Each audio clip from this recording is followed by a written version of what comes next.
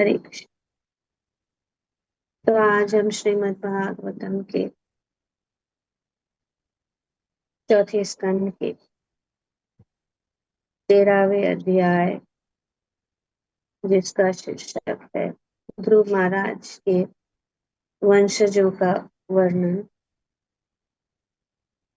श्लोक संख्या 2 और 3 को पढ़ रहे हैं और उसको समझने की कोशिश करें। तो यहाँ पे बताया गया है कि विदुर ने मैत्रेय से पूछा कि हे महान भक्त, प्रचेतागण कौन थे, वे किस कुल के थे, वे किसके पुत्र थे और उन्होंने कहाँ पर महान यज्ञ संपन्न किए। तो जब ये कथा मैत्रेय मुनि विदुर को बता रहे थे, तो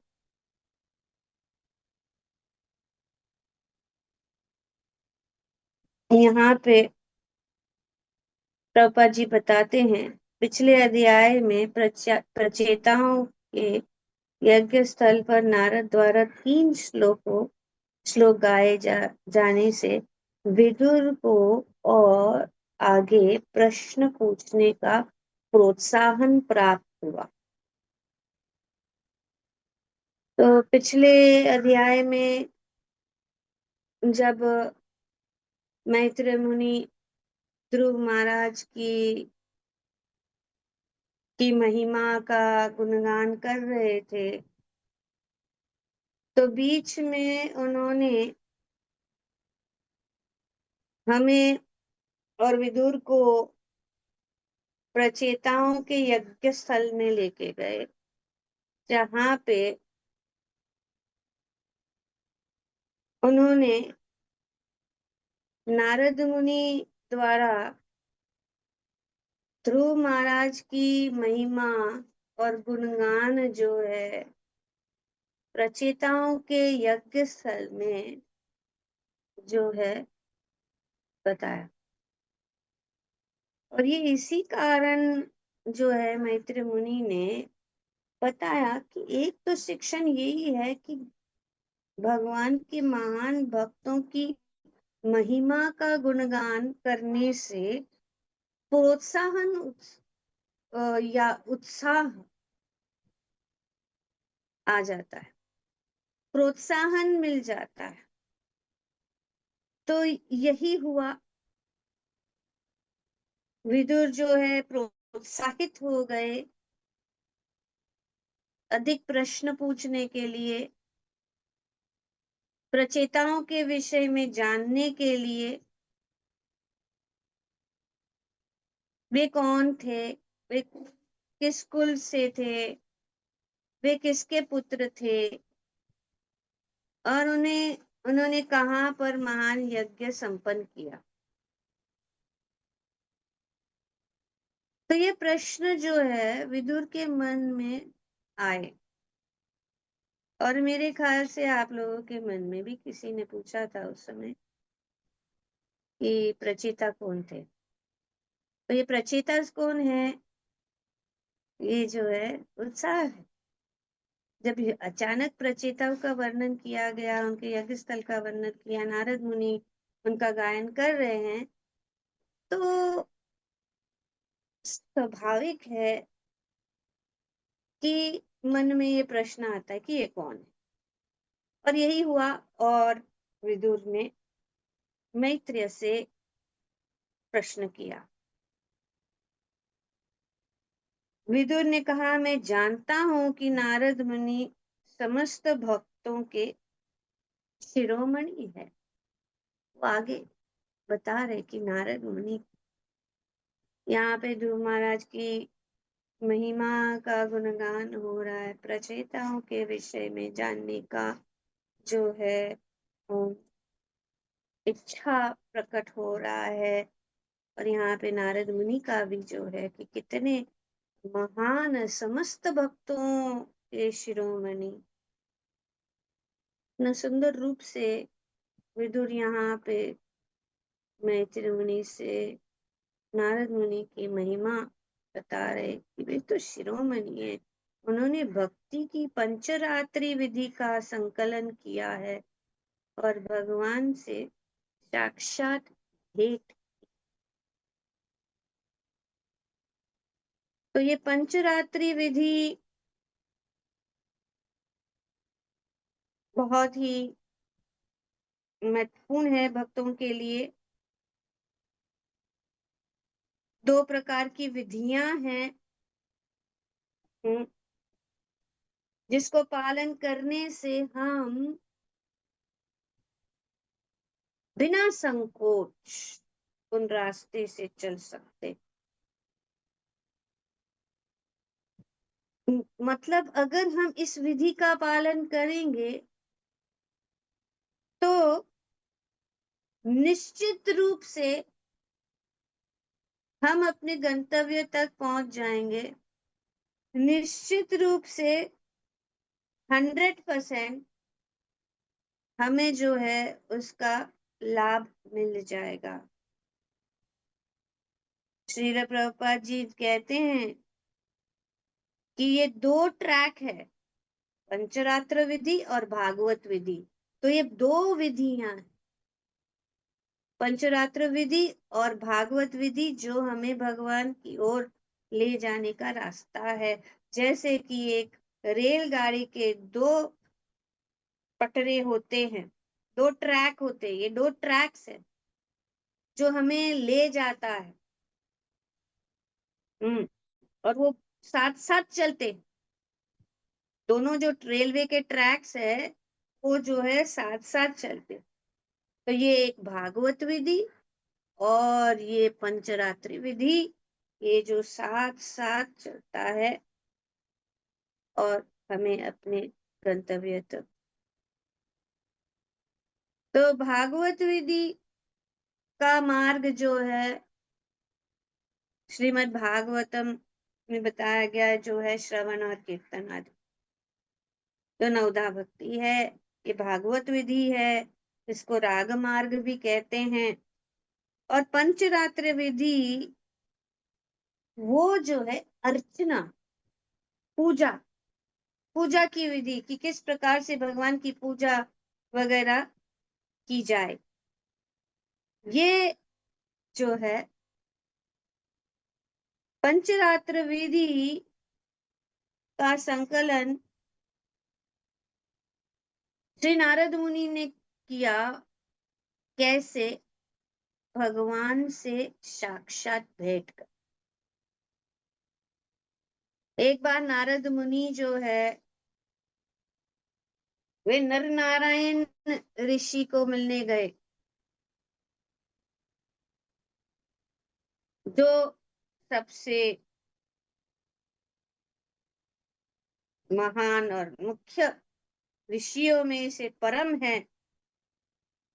तो उन्होंने उनसे प्रश्न कहा, पूछा कि आप किसकी पूजा कर रहे हैं, आप किसकी पूजा कर रहे हैं? तो नारायण ऋषि ने कहा कि हे नारद, हम जो है भगवान विष्णु का ध्यान कर रहे, भगवान विष्णु की पूजा कर रहे हैं, जो परम सत्य है। ये परम सत्य विष्णु की हम पूजा कर। तब नारद मुनि ने निर्णय कर लिया कि मैं श्वेत द्वीप में जाऊंगा और भगवान श्री नारायण या विष्णु को प्रत्यक्ष रूप से डायरेक्टली मैं मिलूंगा। तो वे श्वेत द्वीप जाने का निर्णय लिया और वे निकल गए श्वेत द्वीप के पास की ओर। और वे मेरू पर्वत के शिखर तक पहुंच गए। वहां पे विश्राम किया और वहां से नारद मुनि ने खुद नारद मुनि को वो श्वेत द्वीप जो है दिखाई दिया। श्वेत द्वीप दिखाई दिया और वो सुंदर जो है द्वीप को देखकर वे जो है श्वेत द्वीप की ओर आगे जाने के लिए बढ़ गए। श्वेत मतलब सफेद, व्हाइट आइलैंड। तो तब जब वे वहां पहुंच गए श्वेत द्वीप में, वहां के निवासियों को देखा और उनकी पूजा करके वे जो है नारायण को मिलने की इच्छा से अपने हाथ ऊपर करके खड़े होकर उन्होंने तपस्या की। और कैसी तपस्या, जिसमें वे जो भगवान नारायण के गुणगान का उच्चारण करने लगे अपने हाथ ऊपर कर, ताकि वे श्री नारायण के को प्रसन्न करके वे नारायण का दर्शन पा सके। तो इस प्रकार से नारद मुनि ने तपस्या की और भगवान का गुणगान करते हुए भगवान प्रसन्न हो गए बहुत जल्द। और वे नारद मुनि के सामने जो है प्रकट हुए और सहस्त्र भुजाएं और सहस्त्र सिर और सहस्त्र अस्त्र के रूप में अपना विराट रूप में जो है नारद मुनि के सामने आ गए। और नारद मुनि ने भगवान का ये दिव्य रूप को देखकर उनको दंडवत प्रणाम किया और भगवान ने उनको कहा कि हे नारद, मैं जानता हूँ कि आप जो है ब्रह्मा जी के पुत्र है। आप यहाँ मेरे दर्शन लेने या मेरे से भेंट करने के लिए आप यहाँ आए। तो इस प्रकार से यहाँ पे वर्णन किया गया है कि भगवान के से साक्षात भेंट किसकी हुई, नारद मुनि की हुई। कैसे हुई, यहाँ पे वर्णन किया जा रहा है।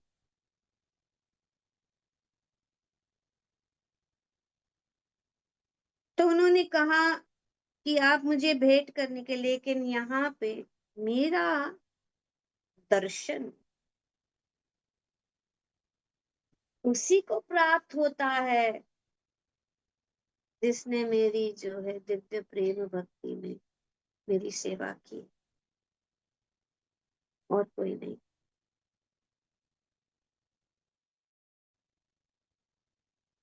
पहले, उससे पहले कुछ ऋषि, एकता और त्रिता जो है, और त्रिता, वे जो है वहां पे श्वेत द्वीप में भगवान की प्रसन्न करने के लिए तपस्या की, लेकिन उन्होंने भगवान का दर्शन नहीं पाया। तो भगवान कहते हैं नारद को कि अगर कोई मुझे प्राप्त करना चाहता है, अगर कोई मेरा दर्शन करना चाहता है, तो एक ही रास्ता है, वो है दिव्य प्रेम भक्ति। दिव्य प्रेम भक्ति से वो जल्द जल्द ही मुझे प्राप्त कर सकता है। और क्योंकि आपने मेरी तपस्या की, मुझे प्रसन्न किया, आपको जो चाहे मांग लो, जो चाहे मांग लो। तो नारद मुनि ने कहा कि हे भगवान, आपका दर्शन करना ही सबसे बड़ा वरदान है। उससे बड़ा वरदान क्या हो सकता है? आपने तो मुझे बहुत बड़ा वरदान दिया है। मैंने तो कुछ घोर तपस्या भी नहीं की, लेकिन आपने मुझे बहुत ही बड़ा वरदान दिया आपके दर्शन से।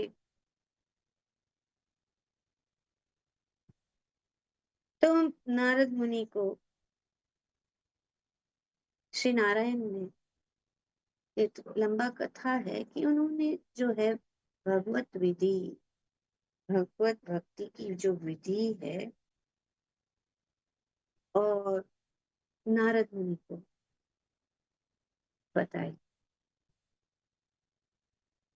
और उन्होंने नारद मुनि से कहा कि आप जो है भक्तों में शिरोमणि है, best of devotees. Narad ji कहा भगवान। तो भगवान ने बताया विधि, और भगवान ने नारद मुनि को कहा कि मैंने अपना विराट रूप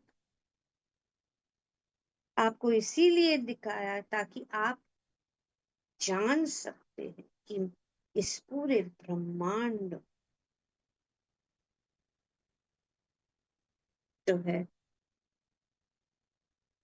एक छोटे कीट से लेकर ब्रह्मा से शिव जी, जो सभी मेरे जो है अंश है, पर वे सब जो है मुझ में वास करते हैं। तो ऐसे कहते हुए भगवान जो है अदृश्य हो गए नारद मुनि की दृष्टि से। और नारद मुनि फिर जाके बद्रिक आश्रम में नर नारायण ऋषि को ये जो भगवान का पूर्ण जो ज्ञान है, उनका उनका वाक्य जो है, उनके शब्द जो है, नारद मुनि ने दोहराया। सभी जो सिद्ध लोग, ब्रह्म लोग, सभी सभी जगह जाकर उन्होंने श्री भगवान का ये सुंदर जो शब्द है उन्होंने सुनाया और उनको पंचरात्र शास्त्र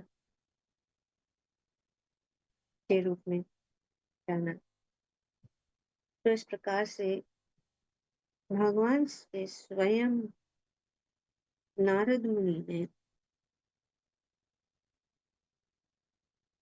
भेंट कर कर ये ज्ञान को प्राप्त किया। ये पंचरात्र विधि महत्वपूर्ण विधि है भगवान को प्राप्त करने के लिए। भगवान तक पहुंचने के लिए दो मार्ग है, एक को भागवत मार्ग अथवा श्रीमद् भागवतम, भागवत का मार्ग, और दूसरे को पंचरात्रि विधि कहते हैं। तो ये भागवत मार्ग या भागवतम का मार्ग ही पर्याप्त है जो श्री प्रभुपाद जी ने हमें दिया है।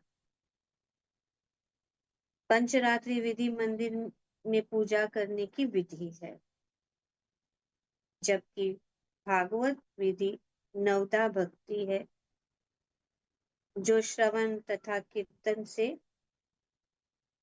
प्रारंभ होती है।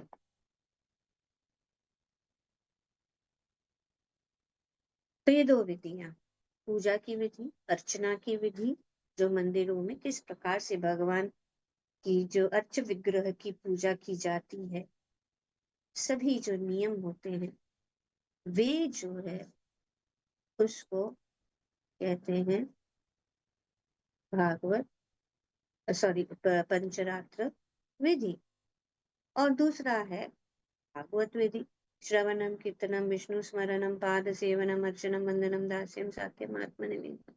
पर भागवत विधि में सब कुछ आ जाता है, क्योंकि उसमें अर्चनम भी है। तो भगवान, तो कृष्ण भावनामृत आंदोलन एक साथ दोनों की विधि को अपनाता है, जिससे भगवान के साक्षात्कार के मार्ग में निरंतर प्रगति की जा सकती है। तो ये प्रगति की जा सकती है, ऐसे नहीं है कि सिर्फ अर्च विग्रह की ही विधि है, दोनों होना चाहिए, दोनों मार्ग है। जैसे कि गाड़ी दोनों जो है ट्रैक के ऊपर चलती है, उसी प्रकार दोनों जो है साथ साथ करना बहुत जरूरी है।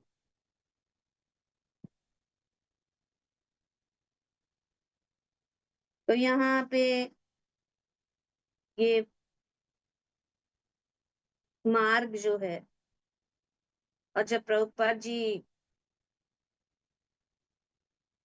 विदेश गए तो उन्होंने ये युग धर्म, ये हरिनाम संकीर्तन का जो धर्म है फैलाया, ताकि लोगों को इसके प्रति, भगवान के प्रति आकर्षण हो। तो ये कीर्तन बहुत ही महत्वपूर्ण चीज है। हमने प्रत्यक्ष रूप से देखा कि कल हम जब गए थे, बड़ा पंडाल बनाया गया, पंडाल बड़ा था, बड़ा स्टेज था। हमारे जो भक्तगण हैं वहां पे कीर्तन करने के लिए बुलाए गए थे, वो गए थे, उन्होंने सब सेट किया। पर जो है स्टेडियम में या उस ऑडिटोरियम में बहुत कम लोग, बहुत कम लोग। लेकिन जैसे ही कीर्तन शुरू हुआ, जैसे ही कीर्तन का ध्वनि सबके कानों में गिरा, तो सब लोग जो है आ गए, काफी लोग आ गए कीर्तन को सुन के। ये प्रत्यक्ष रूप से हम देख सकते हैं कि लोगों को आकर्षित करने के लिए कीर्तन बहुत महत्वपूर्ण है। और पहले पहले प्रभुपाद जी ने सिर्फ यही किया। हम जानते हैं कि वे एक थॉमसन स्क्वायर पार्क में एक पेड़ के नीचे बैठकर कीर्तन करके सबको आकर्षित किया। और धीरे धीरे जब वे जो रुचि उनकी बढ़ गई, भक्ति में रुचि बढ़ गई, तब भगवान ने जो है प्रभुपाद जी ने ये पंचरात्रि विधि या अर्च विग्रह की पूजा की विधि जो है, उन्होंने ये अर्चनम को अपने भक्तों को सिखाया। तो ये पंचरात्रि विधि जो है,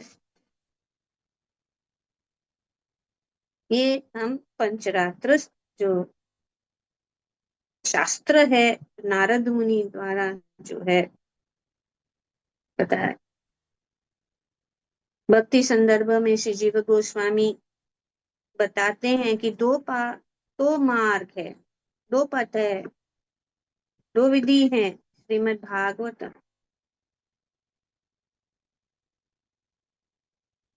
तो श्रीमद् भागवतम का मत ये है कि अर्च विग्रह की पूजा करने की जरूरत नहीं है, क्योंकि पर्याप्त है श्रवणम कीर्तनम,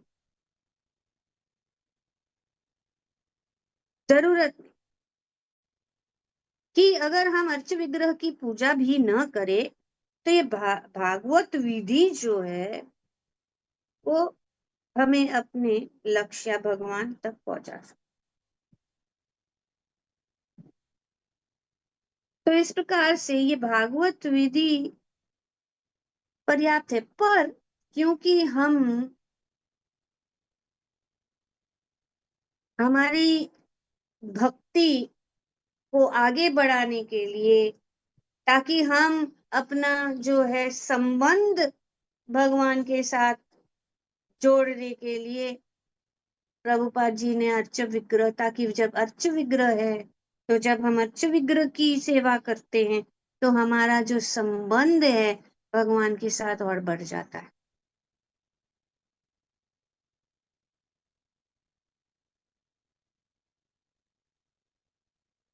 और श्री जीव गोस्वामी बताते कि हरे कृष्णा कृष्ण कृष्ण हरे हरे, हरे राम राम राम हरे हरे इतना शक्तिशाली है कि हम जो है इस भवसागर को पार कर सकते हैं और किसी चीज की जरूरत नहीं। हरे हरे नाम हरे नाम ही बदलम। और पर इन जितनी भी विधियां हैं, 9 विधियों में से ये कीर्तन की जो विधि है सबसे महत्वपूर्ण है।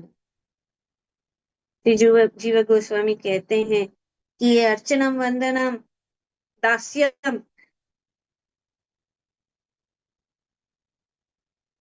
जो भी विधियां हैं वे उस विधियों के साथ कीर्तन होना जरूरी है। जैसे कि अर्चना है, आरती है या पूजा है, तो उसके साथ पहले शुरुआत कीर्तन होना चाहिए, उसके बाद में कीर्तन होना चाहिए। जो भी जितने भी ये अनेक अनेक विधियां हैं,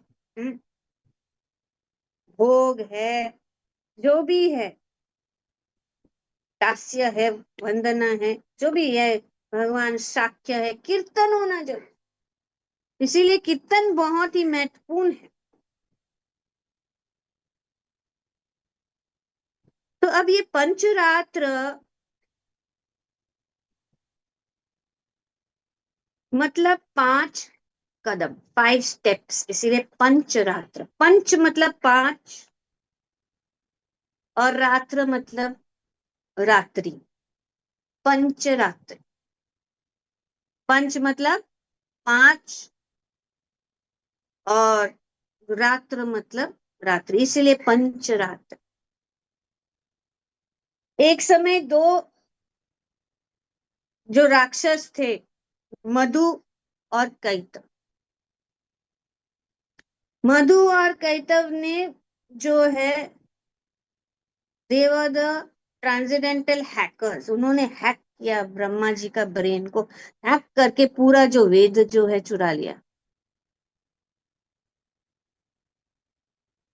तो ब्रह्मा जी के पास पूरा जो है क्रैश कर दिया उनका। जैसे कंप्यूटर में जितना भी हमारा जो डेटा स्टोर हो गया, तो हैकर्स जो है ऐसा वायरस क्रिएट करते हैं कि हमारा सब जो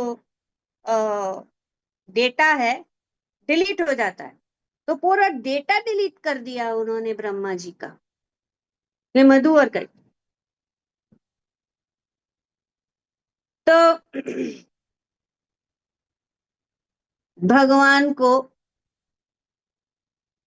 भगवान नारायण को ब्रह्मा जी को 5 रात में जो है ये सब सिखाना। 108 पंचरात्र है, इसमें से नारद पंचरात्र एक।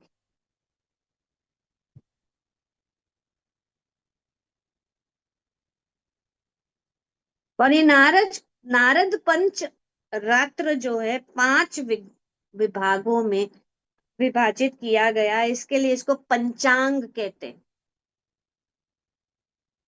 पंचांग है पूजा की विधि, 5 कदमों में। पहला है अभिगमन, शुरुआत, जिसमें है सुबह को जल्दी उठना, दंडवत प्रणाम करना गुरु का, अपने शरीर को स्वच्छ करना, स्वच्छ वस्त्र वस्त्र पहनना, आचमन करना, तिलक लगाना, गायत्री वगैरह का उच्चारण कर।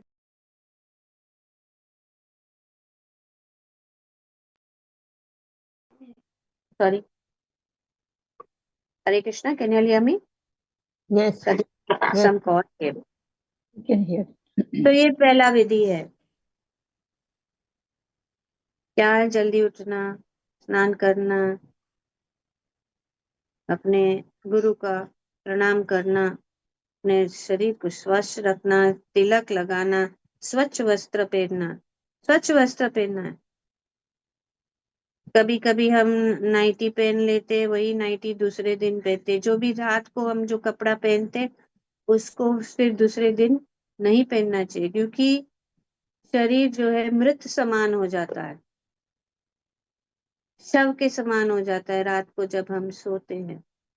तो इसके लिए उनको जो है बदलना, स्वच्छ कपड़े सुबह सुबह उठ के पहले नहाना है। कुछ लोग ऐसे करते हैं कि हमें तो रसोई बनानी है, स्कूल में जा रहे बच्चे, ऑफिस में जा रहे, तो सब पसीना। कोई बात नहीं, 2 बार स्नान करो। पहला ही स्नान करना है, पूजा करना है, फिर जाके हमें रसोई में जाना है। और अगर ऐसा लगा कि पसीना हो गया, ये हो गया, फिर से स्नान करो। तो इस प्रकार से ये विधि, गायत्री मंत्र वगैरह करना, ये पहला है अभिगमन। दूसरा है उपधानम,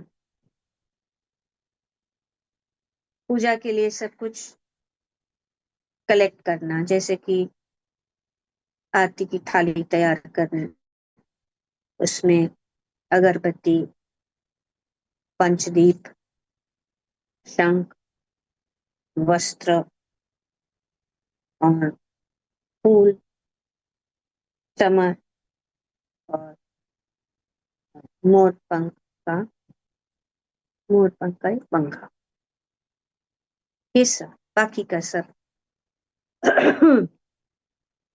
भगवान के लिए भोग अर्पण करने का तैयार करना। ये तो शॉर्ट में बताया, लेकिन पूरे विधि जो बताई गई है पंचरात्र। दूसरा है योग,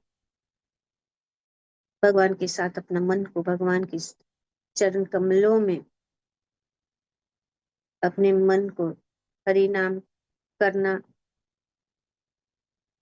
और